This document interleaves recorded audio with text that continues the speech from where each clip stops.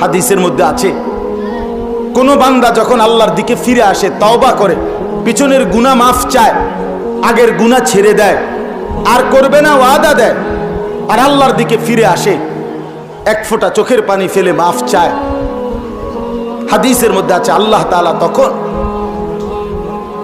ফেরেশতাদেরকে বলে, আমার আসমানগুলো সাজিয়ে দাও, জান্নাত পুরা নতুন করে সাজাও। ফেরেশতারা বলে, আল্লাহ কেন সাজাবো?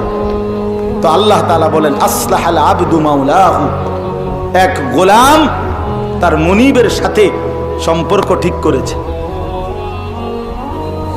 এক ভেগে যাওয়া গোলাম আজকে তার মুনিবের সাথে সম্পর্ক জুড়াইছে, যে ভুলে গেছিল তার মুনিবকে। আজ বহুদিন আমার বান্দা আমাকে সেজদা করে নাই, আজ সে আমার কাছে ফিরে আসছে, আমি এই খুশিতে আসমান সাজিয়ে দিলাম, জান্নাত সাজিয়ে দিলাম।